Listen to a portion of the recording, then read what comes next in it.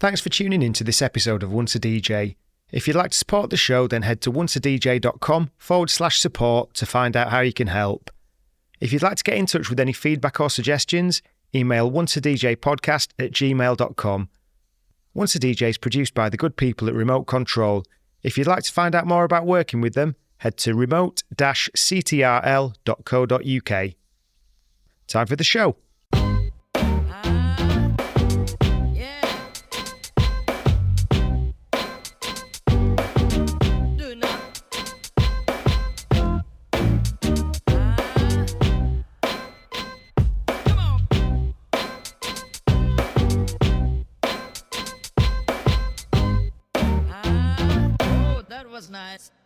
Once a DJ is brought to you with the support of Vinyl Underground Record Store.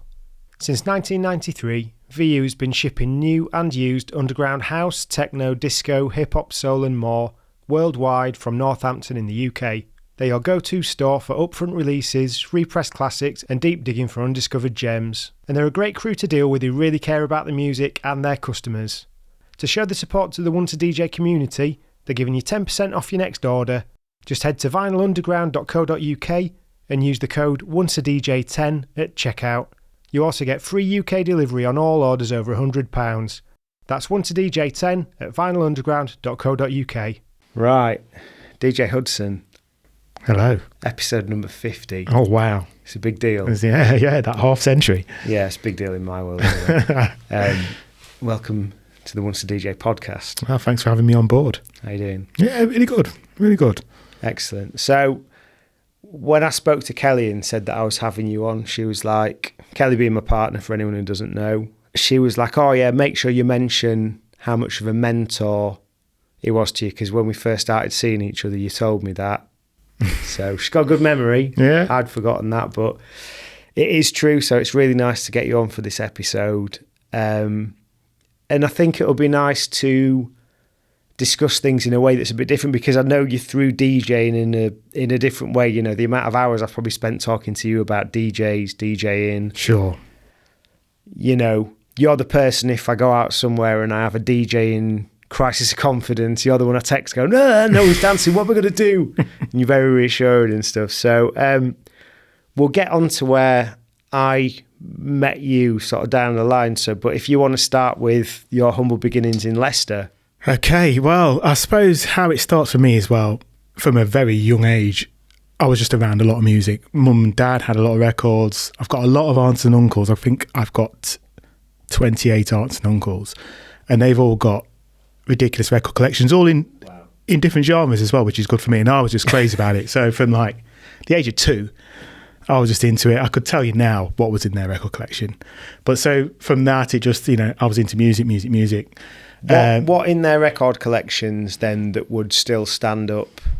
Depends on who you pick. So I've, you know, so my Aunt Nesta, for instance, she had basically mainly 7 inches, and it was all 70s, 80s pop and disco.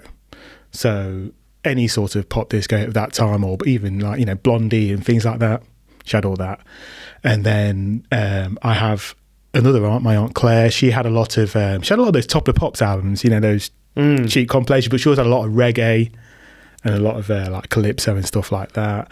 Then my cousin Claire, she had a lot of 80s, well, it was just soul because it was actually 80s at the time. So your Steve Harrington, Slave, SOS Band, DeBarge, all of that stuff. And it could just go on and on. There was I had one cousin whose dad, I couldn't touch his record collection. He had all CTI, all imports, Roy Ayers, and I'd see it from a distance. He'd play them whenever you went round there, but it's like I couldn't touch his records. And at the time, I wasn't really into that. You know, this is like the 80s. You know, I'm into electro or whatever at that point. But yeah, he had all that records that no one else had at that point. So what was the influence then? Because I know hip hop's obviously a big one. What was going on in Leicester in the 80s? Well, I think, you know, it's the same. I think for that era, you were exposed to all music. Everything had an equal kind of playing field, in the sense that you know, when I was young, you'd see hip hop on TV, you know, in small doses on things like the Tube or even Top of the Pops. You know, you'd see, you know, Break Machine and, you know, Jeffrey Daniels doing the body popping and all that kind of stuff. So you'd see that, Herbie Hancock, but, you know, you'd have that amongst, you know, and because I was watching every music program at the time. So, you know, you're watching program, you're exposed to things like, I don't know, Echo and the Bunnymen or whatever. And you just, you know, I would just soak it all up. But I think in Leicester at that time, there was, you know, there's a good funk scene there. There was, you know, a lot of live funk bands and stuff, and a lot of club nights and all that kind of thing, which obviously I was too young to go to, but my older cousins and aunts would be going to that kind of thing. So I'd hear about that, and, you know, they'd say, oh yeah, we've been to this night. They were playing like not just Knee Deep or something at some rare groove night. There was, you know, that late 80s, that rare groove scene was big. Yeah, so it was that kind of thing. I think there was a lot of everything, but there was also all the indie stuff going on. And yeah, you kind of, because, you know, you have the place where I went to school and grew up in was more of a white working class area. So more people were into more of your indie rock or rave than the hip hop stuff. So I was just exposed to everything at school, you know, whatever they're listening to, if it's Fugazi or something, or Minor Threat and stuff like that. So I'd just, be soaking all that kind of stuff up too. Yeah. So just going back to your family then. Yeah.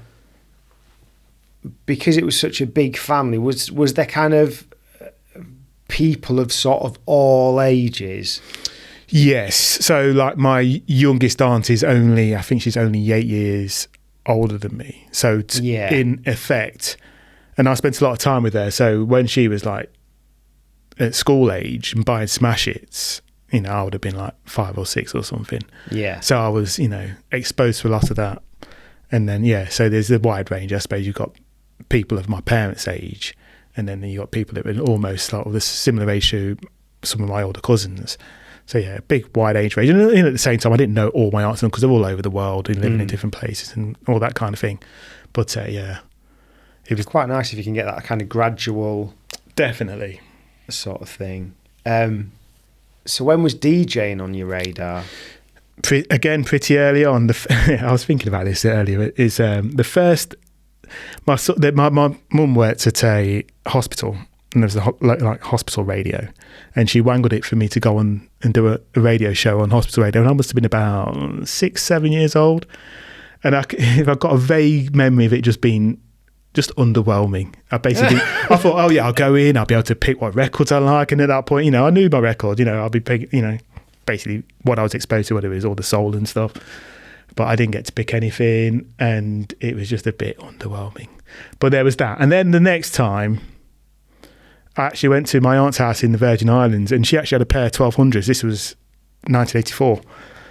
And her son, or before they lived in the Virgin Islands, they lived in Brooklyn in New York.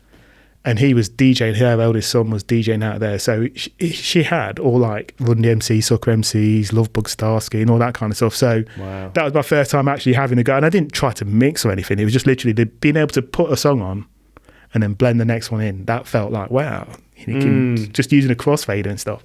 So yeah, that was probably my first time. But then after that, it was around 91, 92 when I actually started properly learning to beat match and all the DJ stuff. What was it like? Was that like a community thing, or? What it was actually, my cousin's boyfriend at the time, he was part of a reggae sound system in Birmingham, and after his show, he left all his decks and PA stuff at my house, and it was like middle of the night, and I was like, right, now I'm going to set them up in my room, and I'm just going to just figure it out. It's like what I've been wanting to do for a long time. Let's just figure it out. And I just played on it all night. And the decks were these decks called LADs, London Acoustic Development. Right. I don't know if you've heard of those. They were blue, and the pitch was rotary rather than a sliding fader thing. But yeah, I think the first 1200s were that as well, weren't they? Yes. Yeah. So yeah, these that's what I learned. I spent that whole night. I stayed up for like 3 or 4 hours thinking about the beat match, and then when I did, I just like, that's it. Went to bed. Woke up a DJ. Yeah, that's it. So where'd you go from there then? So you've got this commitment, so you know it's something you want to be doing. How long do you then have to wait before you kind of get into it properly? I think the whole thing with me it's all been very organic. So it was a case of I just wanted to do it at home. I wasn't thinking about going and playing records anywhere. There'd be, parties for family that you'd do, and, you'd have like your 50 records that you've got in your collection or whatever, and you use those and probably playing things 2, 3 times.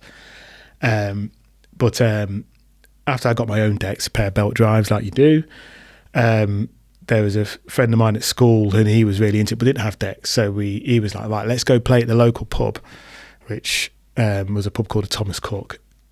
Been knocked down. It was a rough pub. Anyway, yeah, we went there and he was playing rave. I was playing like some hip hop and stuff. It was a complete mishmash and it was just basically our friends that were there. But yeah, that was like the first thing I did.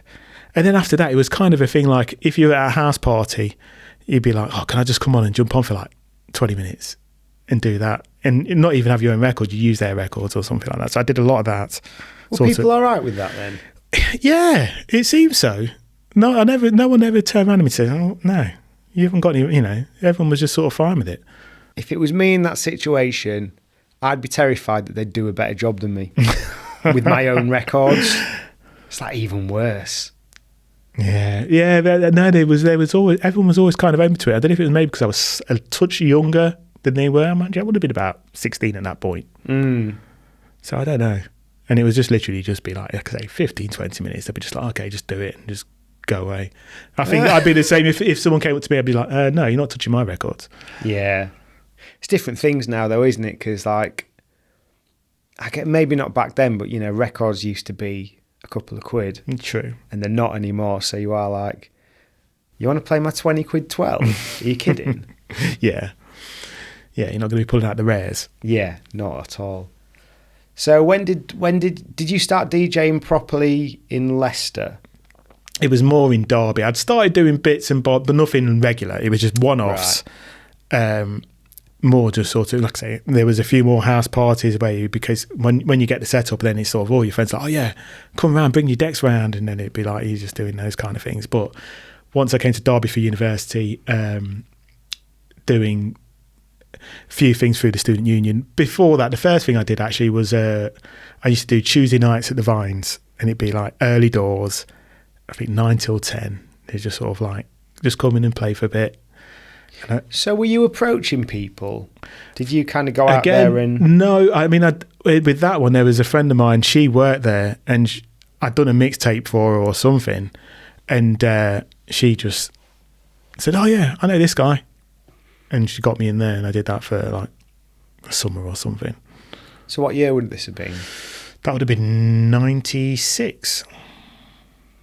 Because back at this point, and we've been through it with a couple of people on here, Derby was quite a well-respected city in terms of the club culture of the country, really, wasn't it? Yeah, absolutely. Things like Progress and Renaissance. Yeah, it was a vibrant scene where, I'm saying it's a Tuesday night, but it was busy every night in Derby. You could go, there was something on, whether it was clubs, live musics, or just the bar scene was good at that point. So yeah, it was, you play into a full room or full building, as it was at that place. It's 2 floors in the outdoors as well. So yeah, it was a big deal. It felt like, but it was good to do it and just not feel the pressure of it being peak time.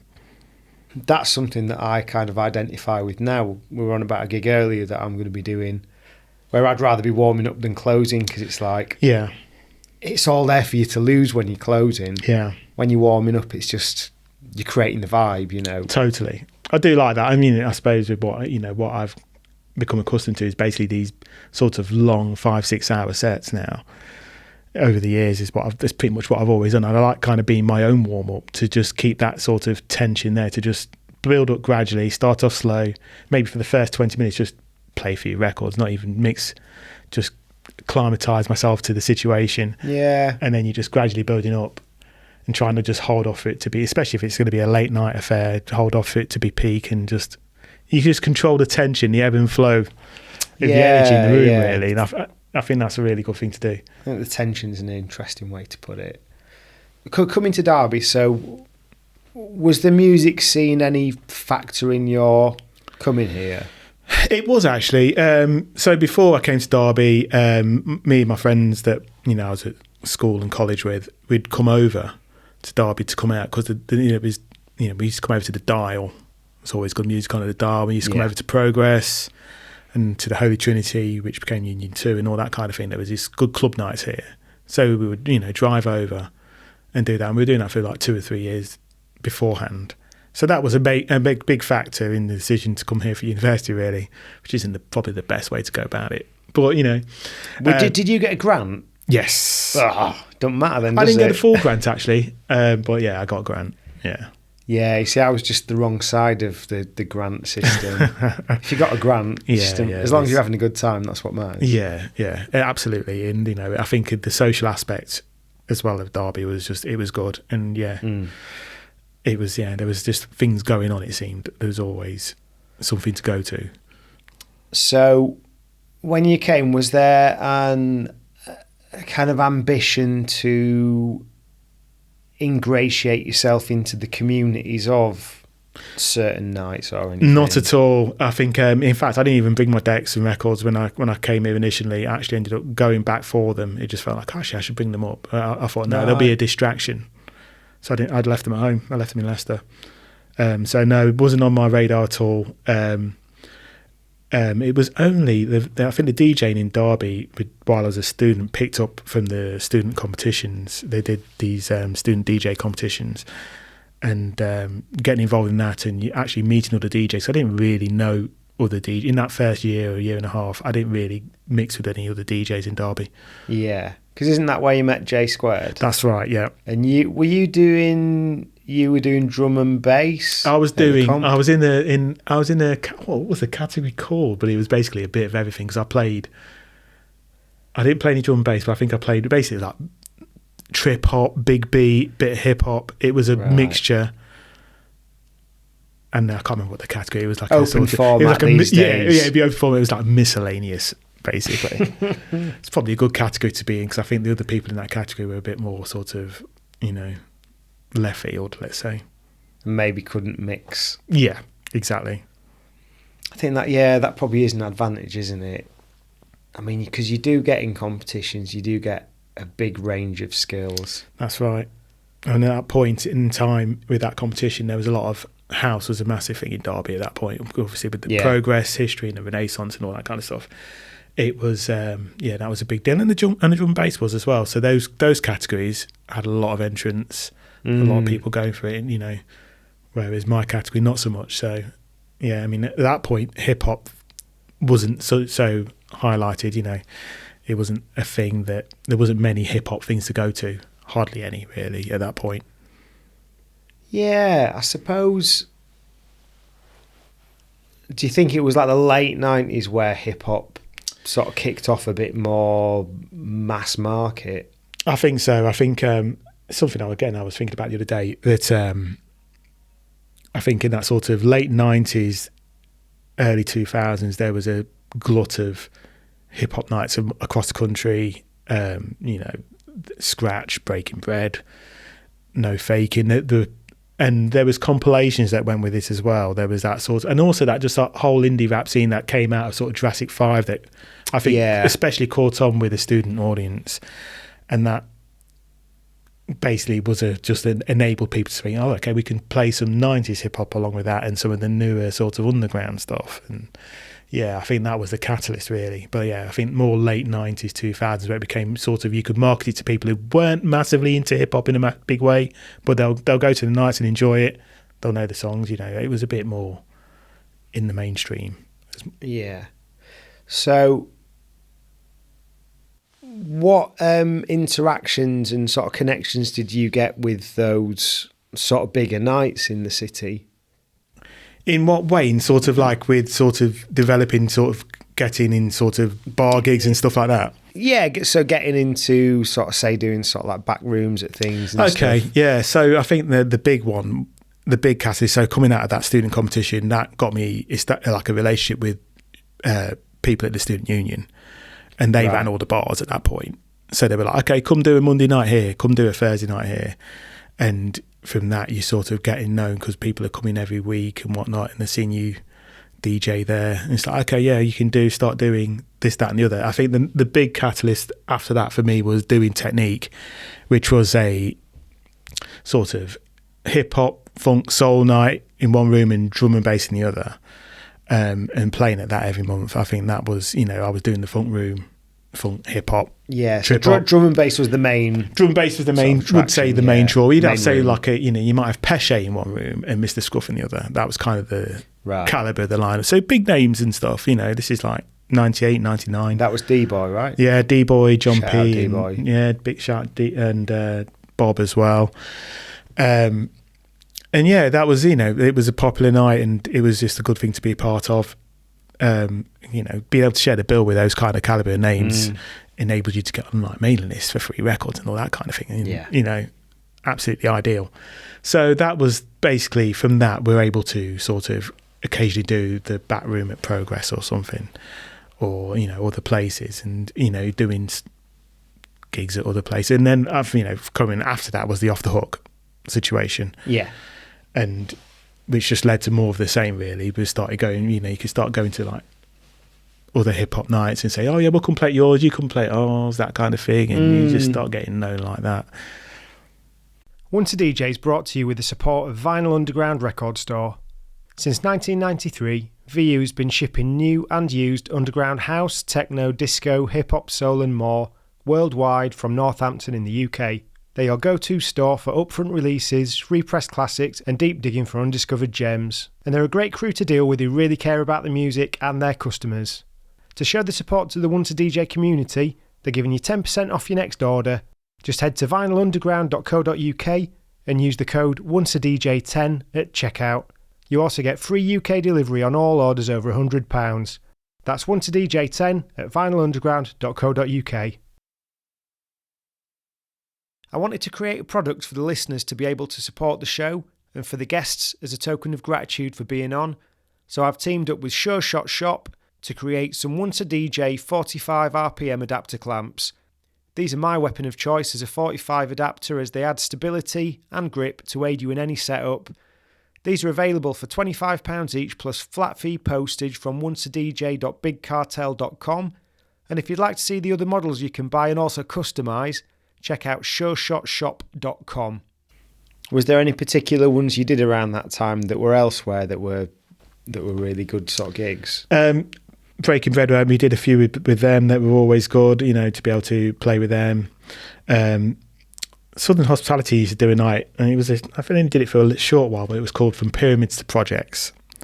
And yeah, just a small scale thing, but again, great fun. I think all of them, in a way, just because we kind of we'd say, like, right, we're going on a road trip. That was kind of the sort of phrase, and it was just always we'd go to some other city, record shopping, clothes shopping, whatever, trainer shopping, and then go DJ. And it's just like, yeah, what a great way to spend your existence. Yeah.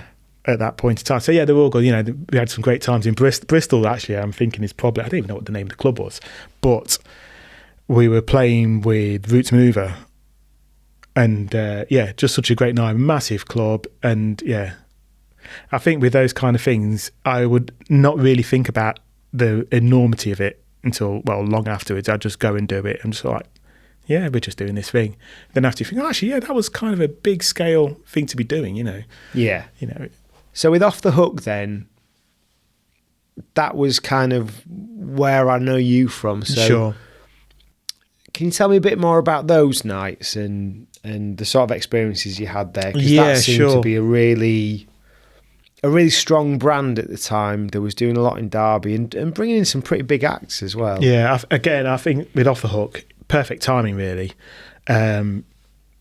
Like I said, there was, a few other nights around the country doing it, but there wasn't lots of them. And I think it's funny, the thing I attribute some of the popularity of Off the Hook is there were the Hip Hop Don't Stop compilations that were out sort of late 90s, early 2000s. I think they just were, at that particular point, really popular. They were just a compilation of all your hip hop sort of like go to, whether it's Rob Bass or whether it's MOP or whatever, that sort of range. Just, your tried and tested favourites. And I think we were able to capitalise on that. We were marketing Off the Hook to I suppose, an audience that are not exactly favoured hip hop, but if you basically convince them, oh yeah, this group that you've never heard of, they're going to be all right. And, it's only £2 or something with your SU card. Come along. And, and they're coming and having a brilliant night because it's club night and it's a DJ, but there's also actual live music. So that was a bit of a draw. So yeah, it was, and I suppose I should talk about, with Off the Hook, you had Dave H and Gidge and J Squared, who you've had on before. And I think with those three, you had a perfect combination of how to run a night. Dave had a magazine. He was a graphic designer, so he was able to do artwork and promote it in this listings magazine that basically everyone was reading at the time. Yeah, Gidge was just like the social butterfly. Man about town. Man about town. Everyone loves Gidge. Absolutely beautiful human being. And you got J Squared as just that guy who will get things sorted. He'll make those connections. So between the three of them, it's just it's a perfect alchemy. So I think, and then you had people like me and Beatmaster and BFG that were in the background, and they will go up and put posters up in takeaways and whatnot, all that kind of stuff. Be your foot soldiers. And you need a street team. Yeah, that's it. Basically a street team. I wasn't involved in that, in the sort of upper echelons part of it. Upper echelons, like there's some kind of hierarchy. But I wasn't involved in that at the start. It was just kind of, I wasn't even DJing in those first few ones. But just being sort of involved and being part and witnessing it, I think it was just it was a great time. And then you get into see all these great acts, whether they were like Souls of Mischief or whoever it may be, or whether it was like your Rodney P's and Blades and Jests and all the top people of the UK hip hop scene at the time. Yeah, do you think the guys had a good knack for booking? Because like hip hop's a hard one to.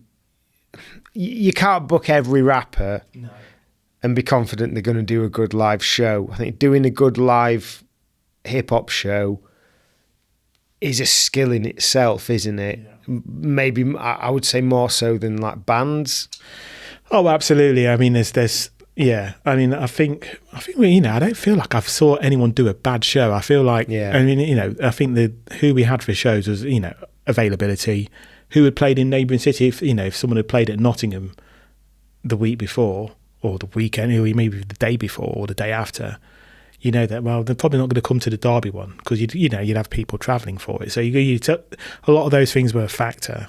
But I think the main thing was because it was just more of a labour of love, that it was just about who we wanted to see, who got booked.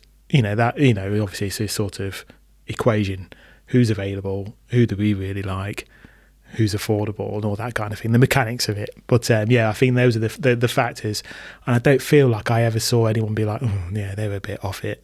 So that's it's I've never thought of any, because I'm sure there's so many horror stories about bad hip hop shows, and I don't feel like we had one.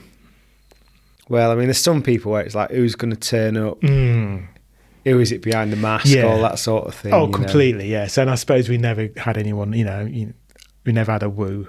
We never had but the Wu-Tang Clan and sort of and ended up with like You God or something. Nothing against You God, but you hear stories about it though, don't you? Yeah, absolutely. And but that would be a story in itself. I suppose our one thing was Slum Village cancelling. We had Slum Village booked for the second birthday. Right. And they didn't. Is that after Fantastic 2? Mm-hmm. Yeah. Oh. Because there's so many, like I only got Fantastic 2 recently to like take out and DJ with, but I was like, there's quite a few good tunes on it for DJing out. Oh, definitely. But I would say probably more than your average hip-hop album. Yeah. It's got a lot more, I guess, like clubness to it. Yes, definitely. There's a few things on there that are actually, you think you can easily sit there and say like a bar set. There's anything, they'll just work. Or some that'll, fit into almost like a R&B, neo soul kind of edge to it as well. It's a good album. It's a great album. Yeah. So we're getting about to the point where I first was aware of you and first met you. So I remember Charlo and Steve putting on their homegrown nights at the Five Lamps. That's right. Gordon and Amit's place. And I think it was Charlie was like, oh, we've got Hudson. It's a big deal. He's the man or whatever. Really big. I was like, whoa. And this was when I was just starting DJing. So I'd go out and like be putting my hand on the needle to put it onto the record and still shaking. It was like that era. And sort of meeting you down at that. And then I started spending a bit of time with you I guess you did like, mentor is probably quite a good way of putting it really. Like I've learned a lot from you. And I think in those early days of seeing you, it was when I was I decided I was going to do a mix and put it into shop. So I try, like, I'm quite idealistic like that. It's like, why not? Yeah. So I did that. I remember you giving me like the sort of mailing list contacts effectively. That's and stuff, right. and ringing Mr. Scruff going, "No, have you got my CD?"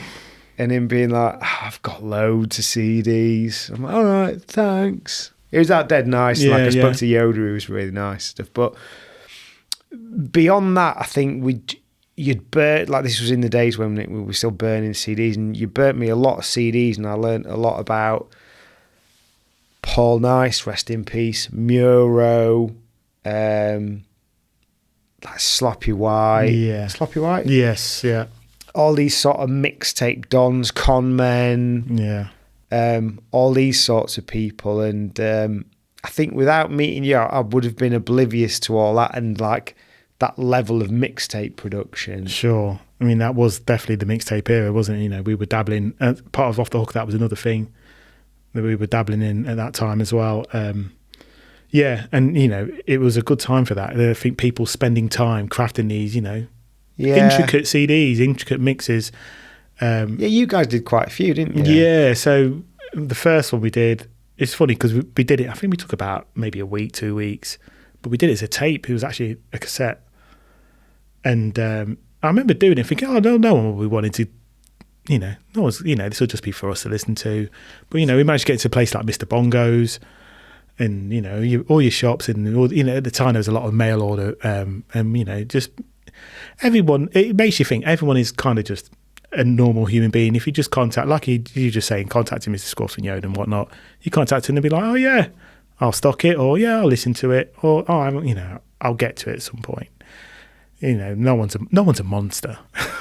Yeah, and like everyone's got this shared love for this thing, haven't they? Totally. There's just probably a question of being a little bit precious about your time, because it's like I've only got so much time in the day. If I'm going to listen to something, I want to kind of make sure as much as I can that it's going to be worth. Oh, absolutely, yeah. Worth the time. But I think as well with doing things like that, like I remember when I put that first mix, I literally got it in a shop in Huddersfield, got it in Fat City. Probably sold it on MySpace. Okay. Gave a couple of copies away as a competition on MySpace in this like desperate attempt to get some. Were they followers or friends? Yes. In a desperate attempt to get some friends. And shout out to Tom. Oh yeah, everyone's best friend. But I like that it taught me about sale or return, and it made you think about the numbers. Yeah. Look at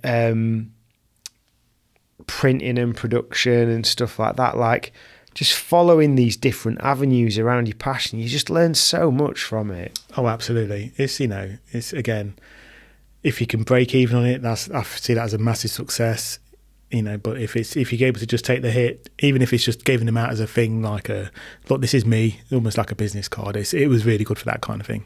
Yeah, because I mean, your day job, for anyone that doesn't know, is graphic design. Oh, absolutely, yeah. So, like in that era, were you developing your graphic design skills through the artwork to the CDs and stuff? Yes, not for the ones that I did do a couple of the ones for the in the Off the Hook era, but the first one I actually did was for Gonestein, friend of J Squared's. Brighton guy, right? Yes, one of my all-time favourite DJs. I think he's just completely unique.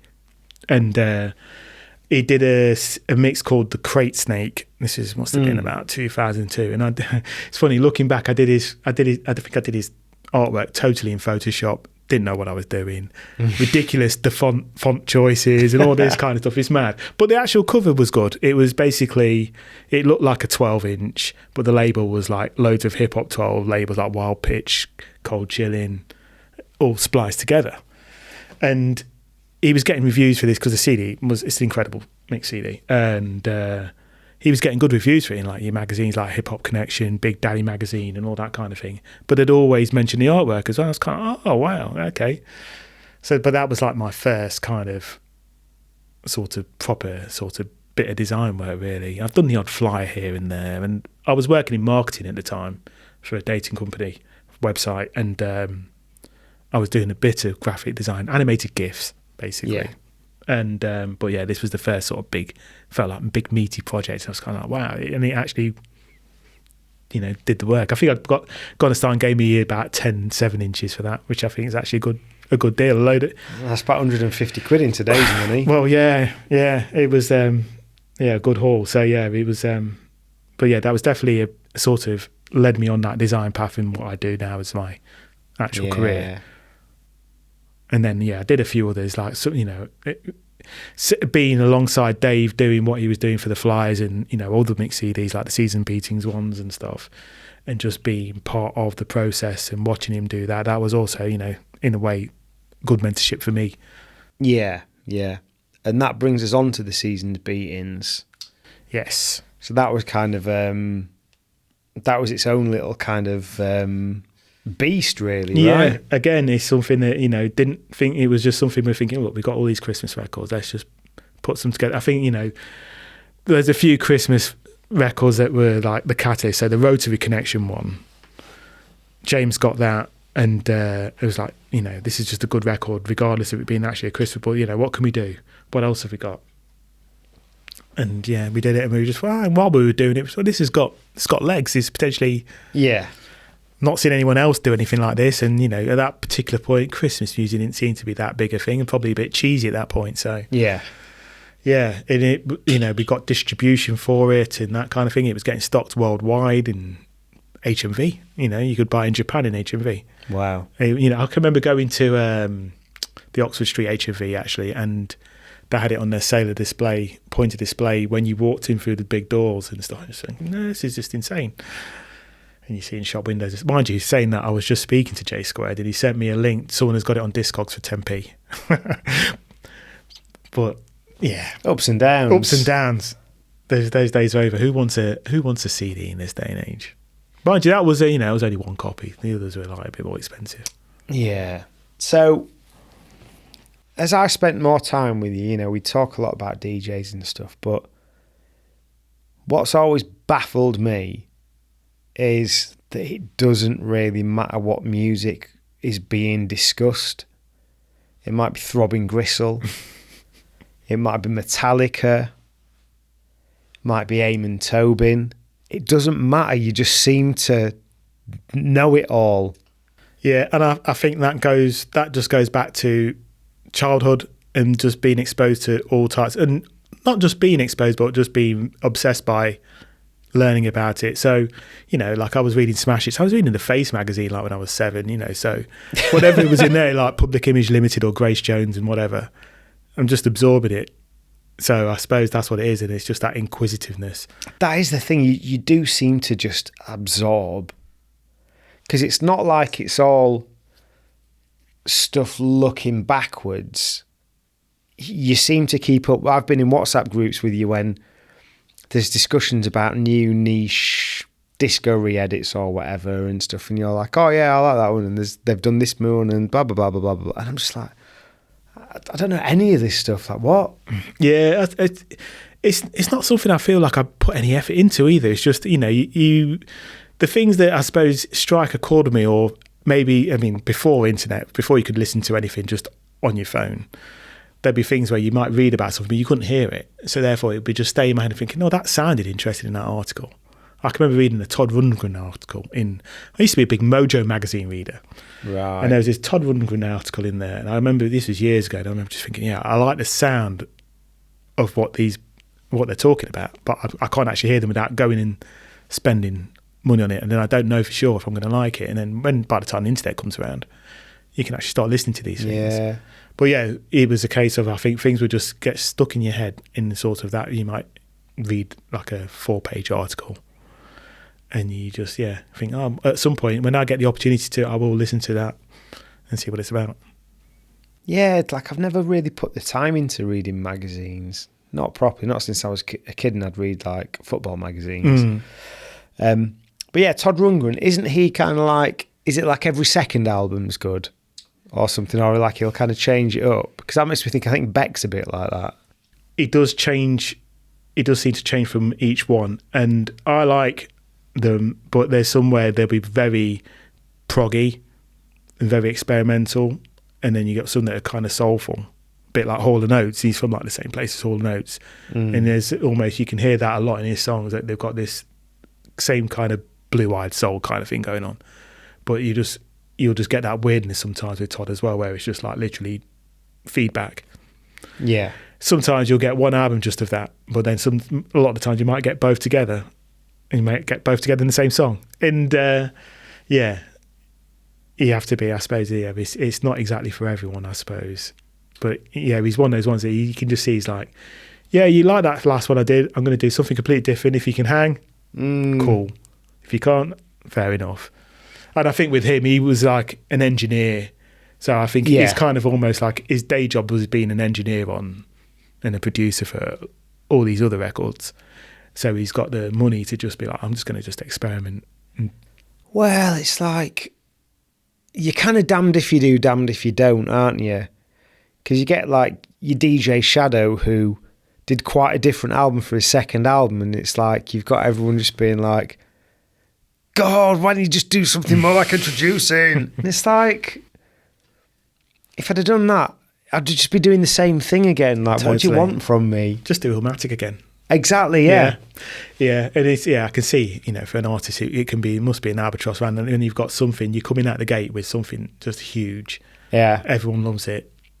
What do you do next? Do you just do that again, or do you try and challenge? I wouldn't have minded a second Illmatic. True, and it felt. And the thing, I think the thing with that Illmatic situation was that it felt like we were going to get a second Illmatic.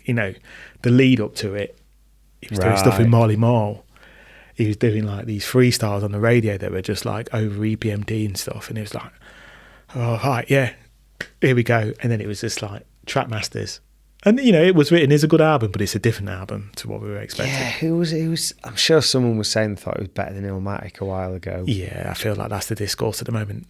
That's a controversial I don't agree. But it's just only because I got burnt. I feel like I got burnt by it. Just off the basis of the lead up in Illmatic, I went out and just bought it without hearing anything. And it's like... Once a DJ is brought to you with the support of Vinyl Underground Record Store. Since 1993, VU's been shipping new and used underground house, techno, disco, hip-hop, soul and more worldwide from Northampton in the UK. They're your go-to store for upfront releases, repressed classics and deep digging for undiscovered gems. And they're a great crew to deal with who really care about the music and their customers. To show the support to the Once a DJ community, they're giving you 10% off your next order. Just head to vinylunderground.co.uk and use the code ONCEADJ10 at checkout. You also get free UK delivery on all orders over £100. That's ONCEADJ10 at vinylunderground.co.uk. I wanted to create a product for the listeners to be able to support the show and for the guests as a token of gratitude for being on, so I've teamed up with Sure Shot Shop to create some Once a DJ 45 RPM adapter clamps. These are my weapon of choice as a 45 adapter, as they add stability and grip to aid you in any setup. These are available for £25 each plus flat fee postage from onceadj.bigcartel.com. And if you'd like to see the other models you can buy and also customise, check out sureshotshop.com. As someone who's like, I appreciate we've not gone full timeline, but as someone who's so kind of dialed in on music and sort of expansive, what's the album you've been most excited to get that's landed and met expectations? The one that sticks out is I remember when I got Midnight Marauders, and I didn't know it was coming out or anything. I think for some reason it might have been a single before it came out, but it had missed me, and I just saw it in the shop, and I was just like, yep. And I didn't feel like that way with Low End Theory when that coming out after People Instinctive Travels. Right. I think I didn't get the album till quite a bit after it had come out. I was like, oh yeah, well, I think I got it for the music library. So I used to be a big person to Leicester's music library, record library. You could go in, basically like a physical Spotify. You pay 40p, you'd have a CD for 2 weeks or tape or record.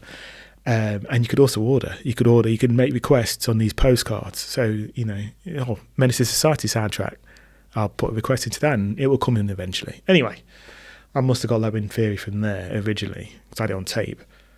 But yeah, it wasn't something I thought, oh yeah, as soon as it comes out, I've got to get it. I wasn't that G'd up by People Instinctive Travel to do that. Although I love that album. But then when Midnight Marauders came out, I was just like, yeah, straight away. And then going it home and just listening to it, I just remember just thinking, this is just incredible, straight off. I think People's Instinctive Travels just doesn't get enough love. No, it's like a psychedelic album. Yeah, I agree. It's I think it might just be, for me personally, I mean, I loved it at the time and I listened to it all the time, but I think at the time there was other albums, so many other albums. Like I remember, 3 Feet High and Rising, I was still listening to that a lot at the time. I was listening to Soul to Soul, Club Classics Volume 1 a lot at that time.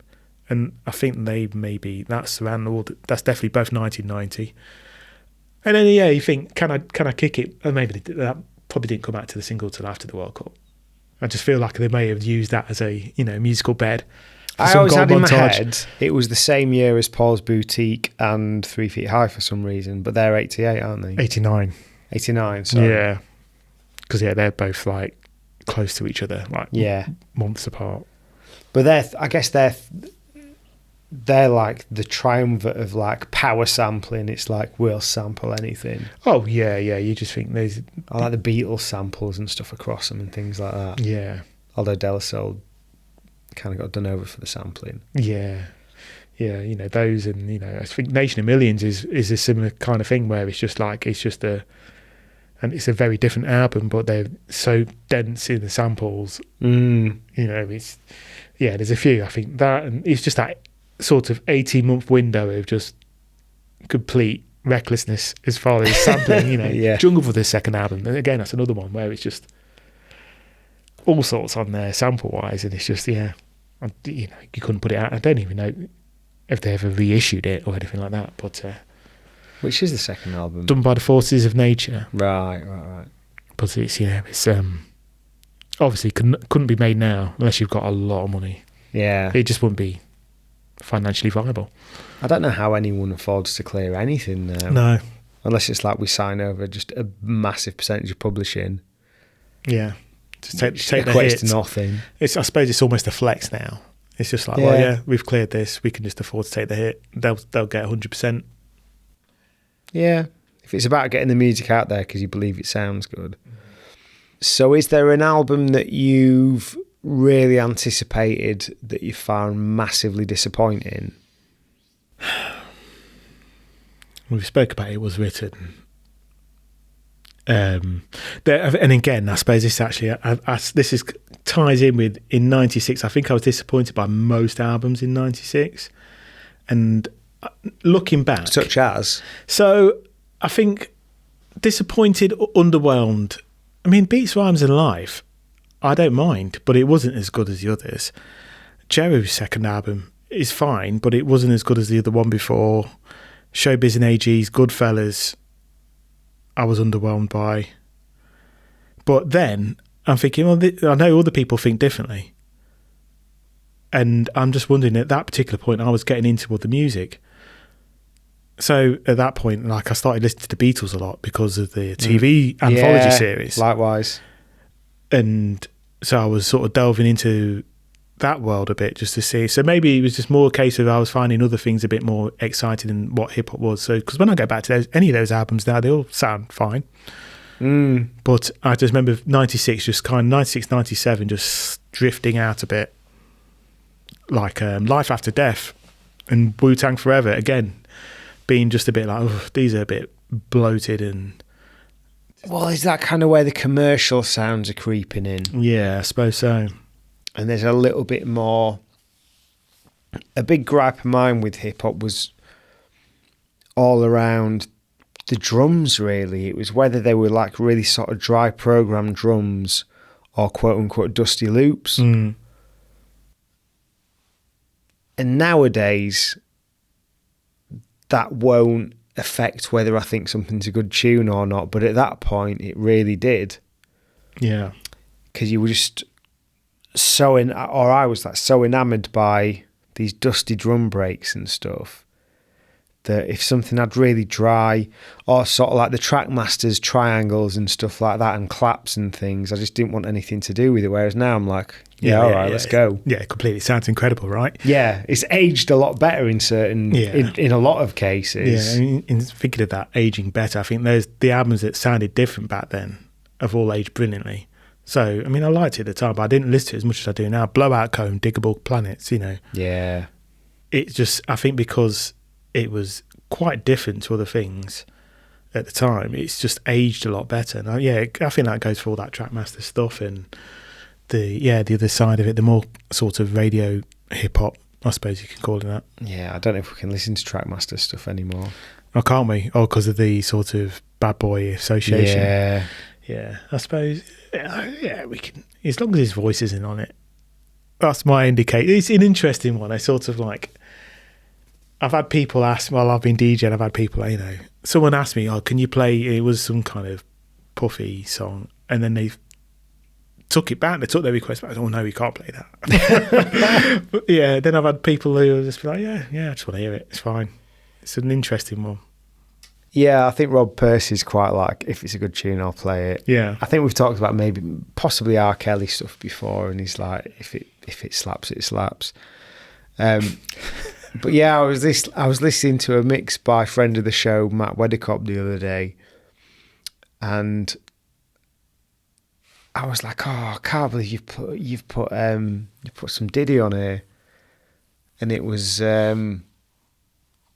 is it just called Bad Boys? The Cool and the Gang one. Oh, Hollywood swinging, isn't it? Doom, doom, doom, ding. Feel So Good. Ding. Oh, sorry, yeah, it's Feel So Good, isn't it, Mace? I was like, oh, I can't believe you're playing Diddy on here. And he's like, I think he had in his head it was the Cool and the Gang one, but I was like, no, mate. It's not with those claps or the triangles or something. I was like, damn. What you need is we need the no Diddy edits. I feel like someone's done a pack of all the Bad Boy stuff, but they've just edited his voice out. They have? Yeah. I know someone did a version of Bad Boy for Life, not Bad Boy for Life, All About the Benjamins, which was originally meant for Jadakiss, but they've used AI to change Diddy's voice into Jadakiss, so it's how it should be. I think Cypher Sounds did that. That's mental. So yeah, so we can play that one. Have you watched that boy band documentary? I certainly have. The tunes that Five passed up on. Yeah. It's funny because I've read the book that I think that documentary is based on. It's a great book. It's a fun read. But it's crazy. All the NSYNC, all the Britney stuff. Yeah. But I suppose that's like how the first Justin album, a lot of that was written for Michael, wasn't it? Yeah. Michael and Janet as well. What could have been? There was something else. I think Fronting was meant for Michael as well.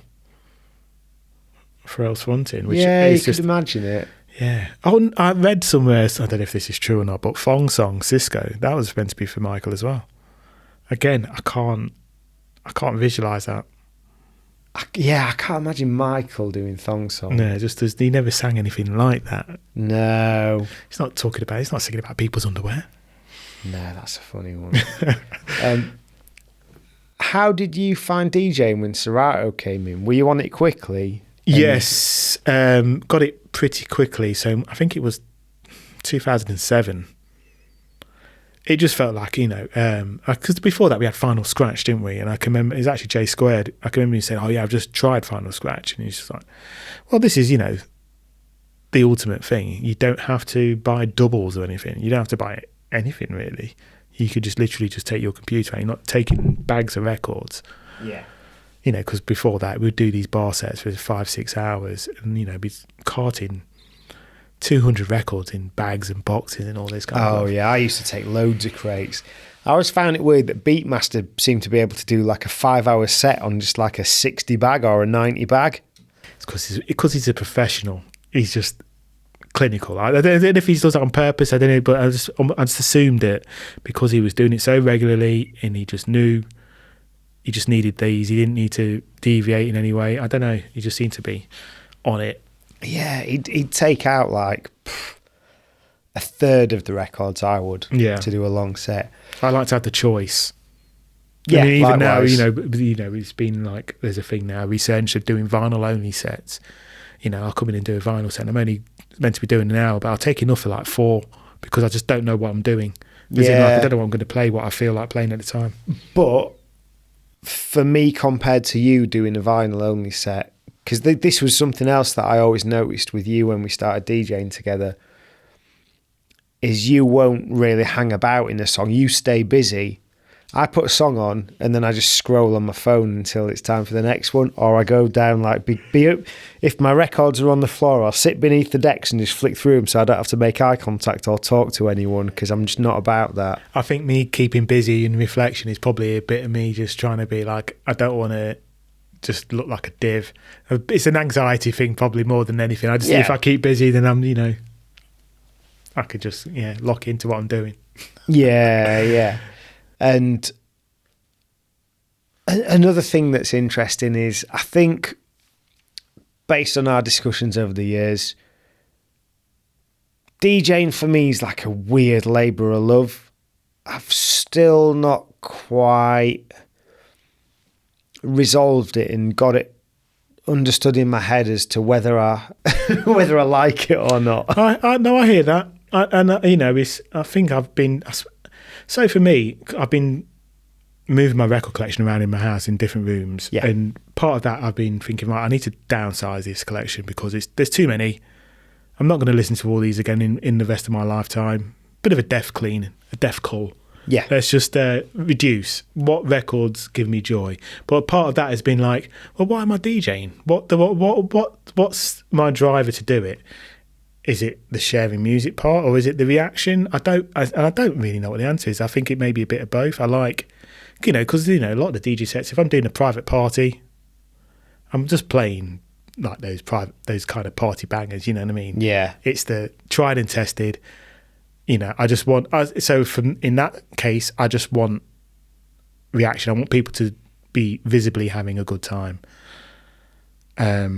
But then when I'm DJing for myself, I think there's also an element of like, I like to mix it. If I can get that mixture, that balance of I'm able to play a song that I like, that's suitable with these bangers, and just interweave those and still keep that energy going. That's probably the main driver, to be able to share music that I like alongside them having a good time and getting that as a balance. Yeah. And, that's not possible every time. I think for me, it's almost like a bit of an ego thing. Not that I want people to look at me. I don't want anyone to look at me. I want my choices of music to make people react. Okay. So I want to be the puppet master, the music being the puppet, and that being the thing that makes people respond. Yeah.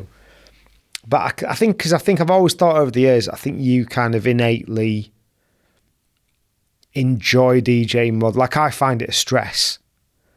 And hence, I'll text you and I'm like, I don't think things are going well or whatever. And I just need that bit of reassurance. But something that I'll never forget with you is how you told me that sometimes if you're doing a blend that's working really well, you might get close to passing out. Oh yeah. I don't know what's happening. Am I holding my breath? But there's been times where it's literally like I've gone dizzy, faint, lightheaded, literally lost vision. I can think of times when that's happened. It's not happened for a while. Maybe because doing blends are easier. But if you're doing a blend with vinyl, I can remember doing this would have been around the Seasons Beatings era. And doing a blend with Snoop Dogg, Drop It Like It's Hot, and Paul McCartney's Wonderful Christmas Time. And I'm using one of those now, that's what I call music Christmas albums. So it's fin-grooved. Not that, but it's like, but I could just remember, and also trying to get that changeover quick enough. You got to mix the second record in.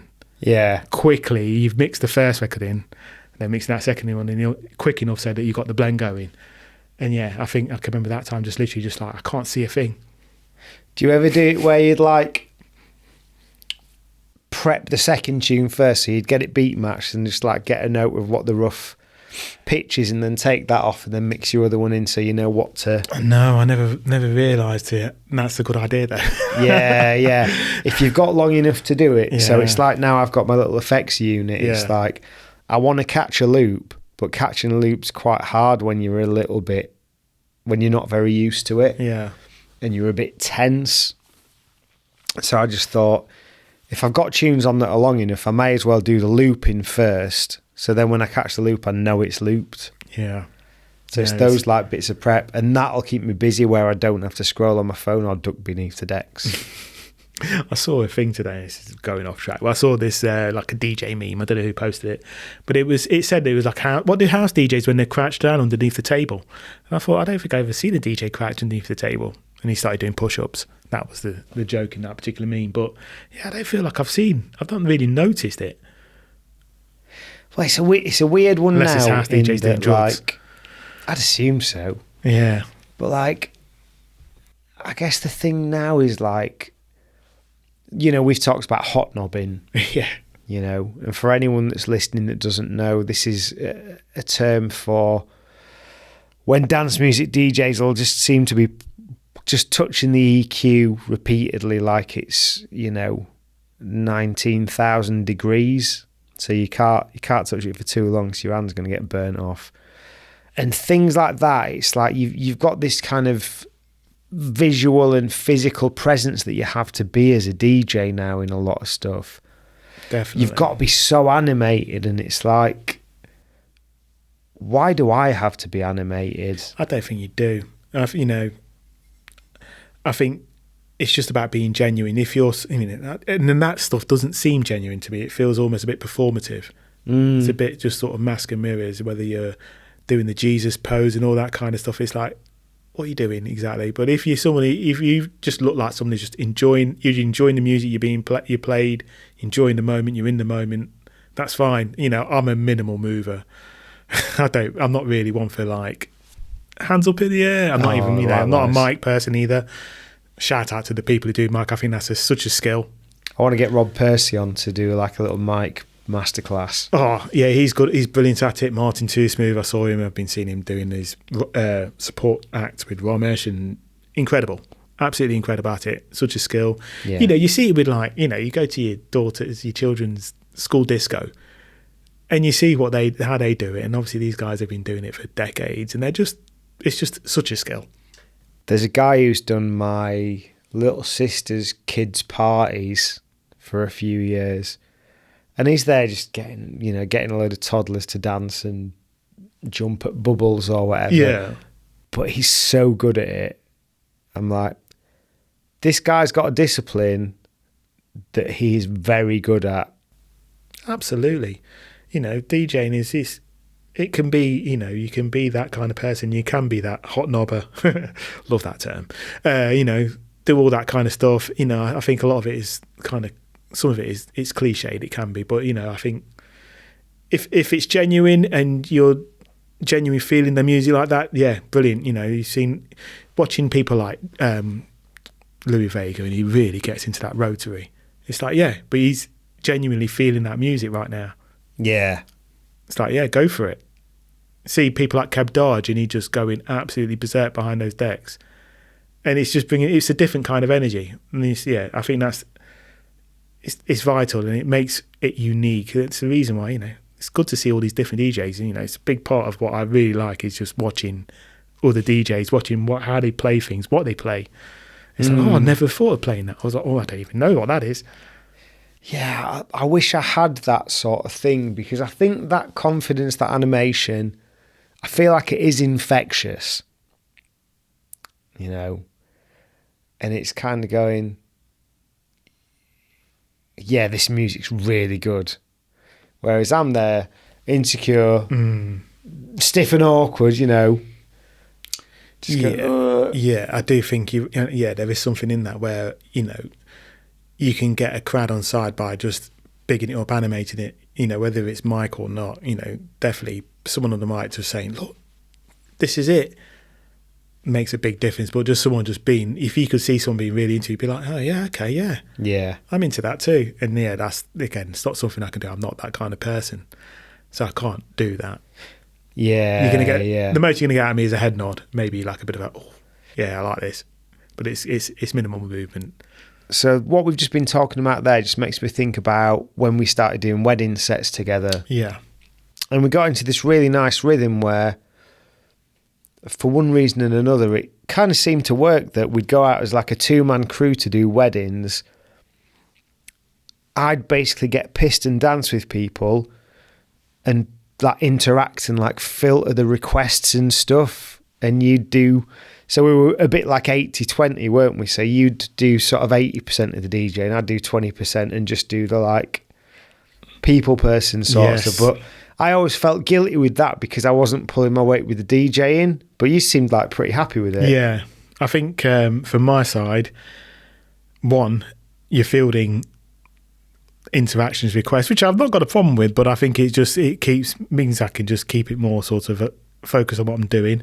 Yeah. And I think doing like 80% of it, I think it's good because I can just build up, especially with doing that kind of stuff. I kind of think like 5-6 songs ahead, so it just helps me maintain that sort of flow, you know. So I think it's good in that regard. And you know, I'm a lot better with them. You know, when we were doing those, and I'd only just started doing that because for years I would be like, oh no, I'd never do a wedding. I just not that type of DJ, especially before Serato. I didn't have the records, simple enough. And even when I did have Serato, when people started asking, I was kind of like, well, if they knew the kind of stuff I played, they've got a kind of idea of what I'm like as a DJ. So therefore, they don't want the typical wedding event DJ doing whatever a wedding event DJ does, stereotypically. So there was always a caveat, and I've never put it out there. Oh yeah, come to me and I'll play your event. It was always, certainly still is to a certain extent, a word of mouth thing. Yeah. You know, it does seem to have escalated because people have seen me at one wedding and be like, well, I want them at my wedding. You know, that's kind of how it's grown in that regard. And yeah, it just seems to do a couple every year, more or less 2 or 3 a year, if that.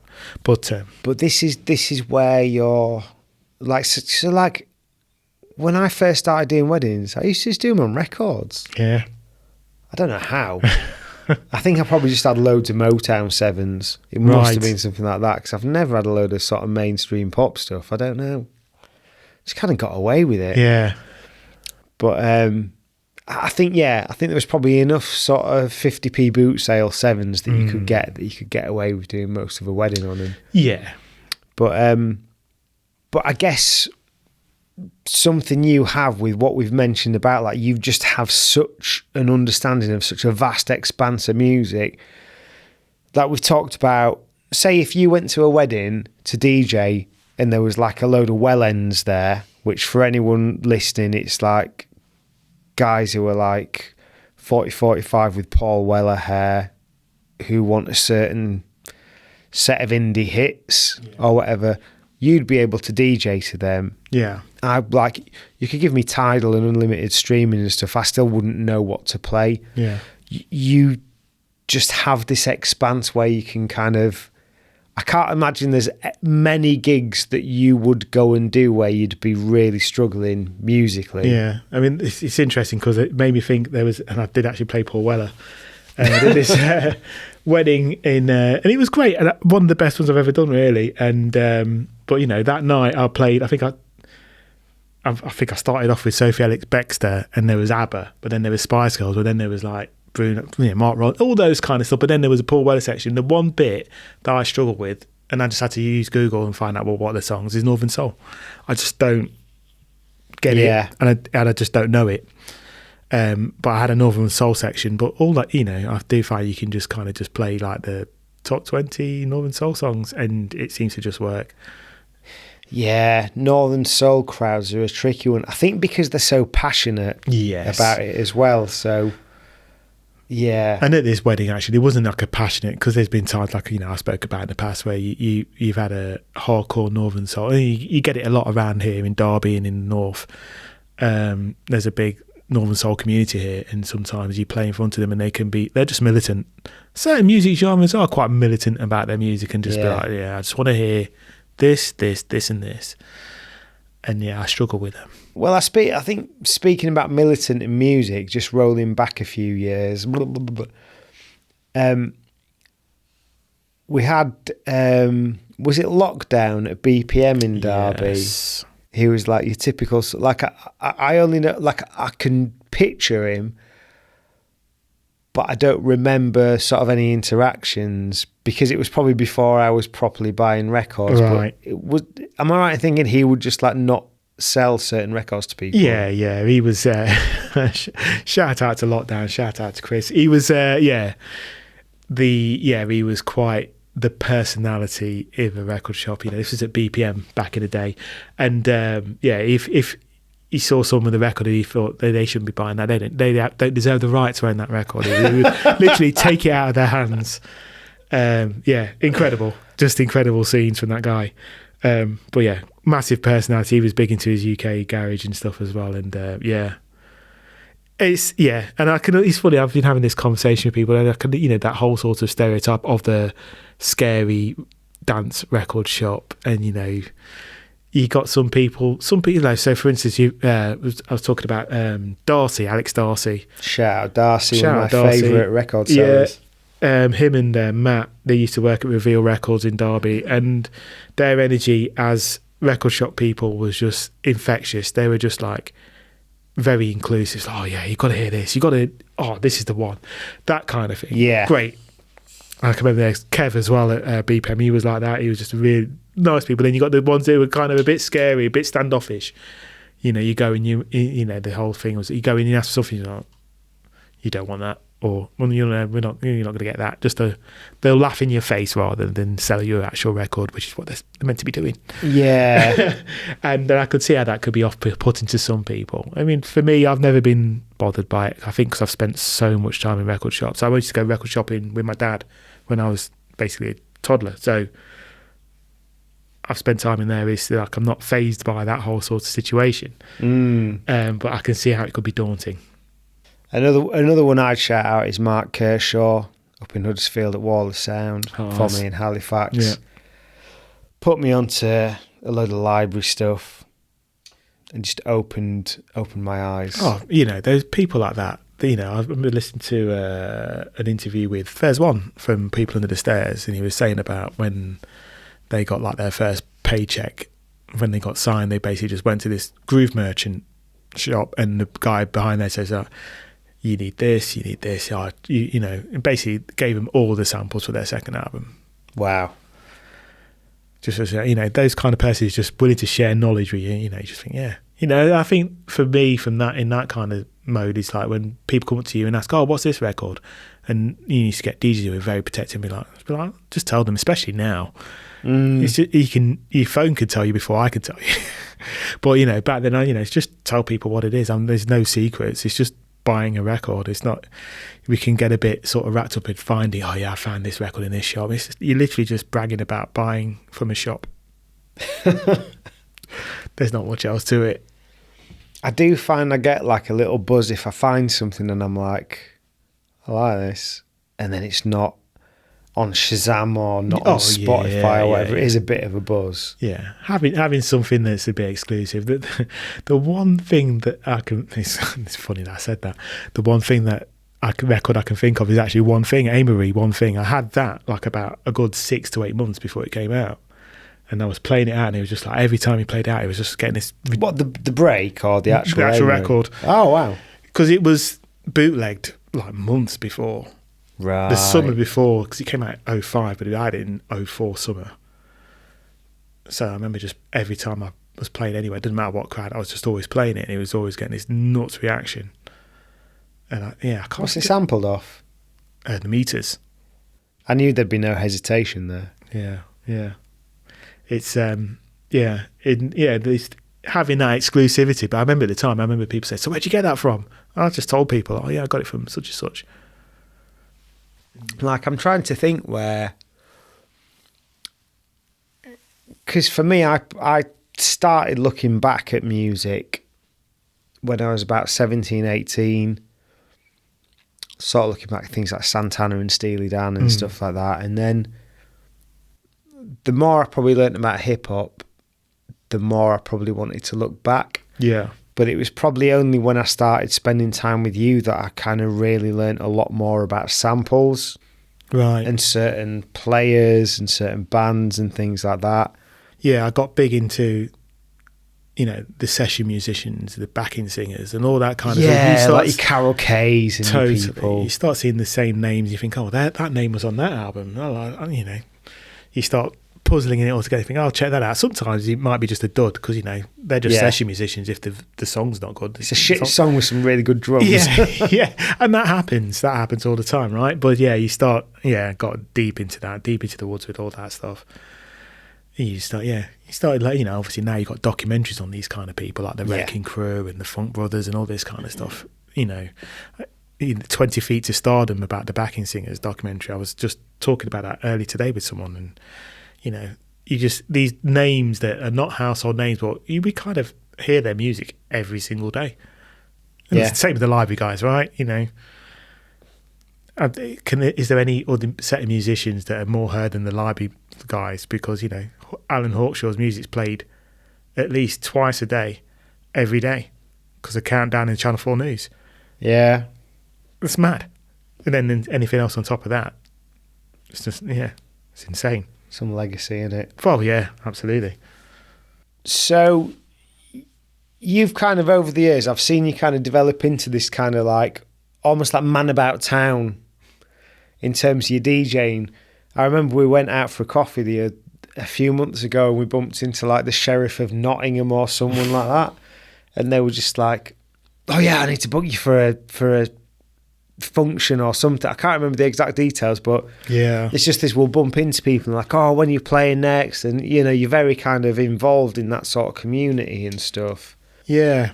It's an interesting one. It's funny because it's been happening a lot more recently as well. And it happens in fits and bursts. And, you know, I suppose it's from, there was a time where it was kind of, whether I was in Derby or Nottingham or Leicester, it was kind of happening. And it's great, I suppose. I never really thought about it, but yeah, I suppose because, you know, they've seen me out there regularly playing, especially, you know, I think these days it's whether I'm doing Bustler or something like that, the Bustler Market street food thing, which is kind of my regular thing these days, relatively regular thing.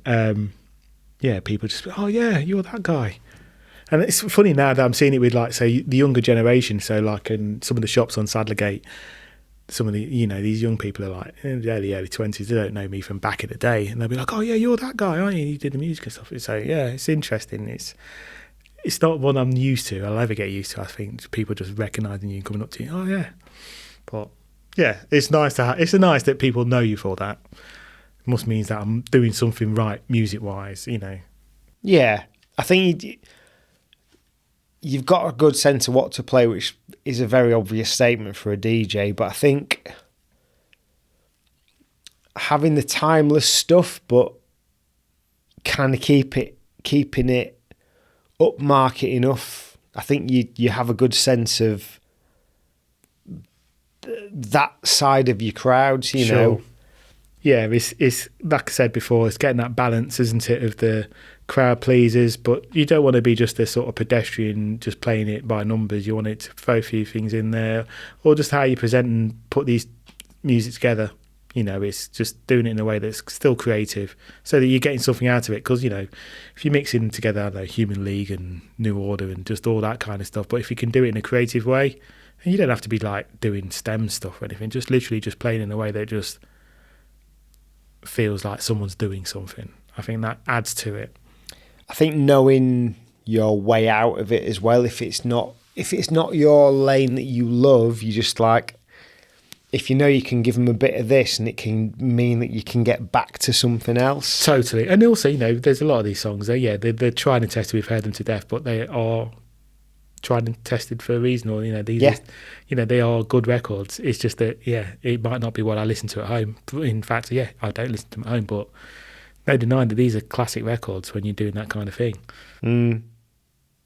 And aside from that as well, nowadays you're doing your radio show as well, right? Yes, so doing a radio show on loveillsavetheday.fm, just into our sort of, I think about 18 months now we've been going, and it's kind of a sort of cooperative collective, an amazing bunch of people. In fact, Jed, who's one of the people behind it, he'd be a really good guest for the podcast. I think the way it came about was, I was on Twitter and he invited me into a WhatsApp group this was during the pandemic. He says, oh yeah, just a bunch of like-minded people. There's a few hundred people in there, just some are journalists, some are DJs, some are whatever, some are just into music. And they was chatting, and from that came the idea, so let's have our own radio station that we run as a cooperative. And so, yeah, I'm involved in that. And I think doing that as a thing where I've got 2 hours a month to play, or whatever I like, has made me think about DJing differently. It's made me think about my own music. So the last few, I do play off Serato and whatnot, but there's a lot of, more recently I've just been sticking vinyl only. So I'm just looking at what records I've got, reaching into things that I'd forgotten I'd got, and playing those and putting shows together around that. And I'm finding that's really changing how I DJ, making me want to actually DJ out more and do different kind of sets from just your bar sets and, these long sets, go and sort of do things in other places, really.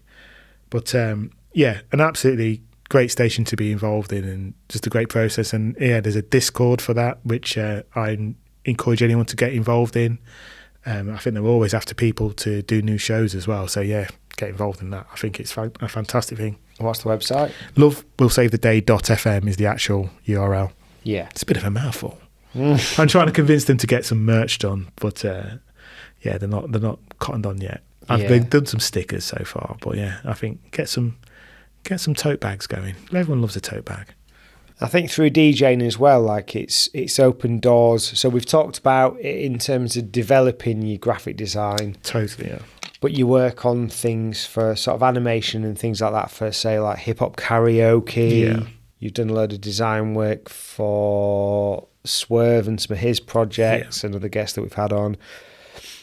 So you're busy doing that as well. So I think, if anyone's kind of working on something where they're looking for a designer that understands it culturally as well, it's worth giving you a shout, right? Oh yeah, absolutely. I think that's always been, it's from my graphic design side, which I've not really talked about, but it's that came out of the DJing, and the relationships I've built with a lot of my clients have in some way probably come from the DJ and the music side.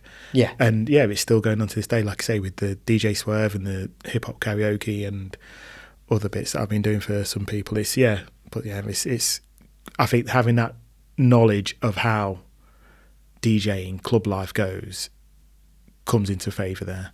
Yeah. So where can people find you online? Best place for me is Instagram. I am DJ Hudson on there, at DJ Hudson. So that's the best place to find whatever I'm doing, whether it's the shows, mixes, or just funny memes. Cool. Well, let's wrap it up there. And just to, once again, I want to reiterate how much you've kind of influenced and educated me. And it's a pleasure to have you on. Oh, no, thanks for having me. Really appreciate that. Thanks for tuning in to this episode of Once a DJ. If you'd like to support the show, then head to onceadj.com/support to find out how you can help. If you'd like to get in touch with any feedback or suggestions, email onceadjpodcast@gmail.com. Once a DJ is produced by the good people at Remote Control. If you'd like to find out more about working with them, head to remote-ctrl.co.uk.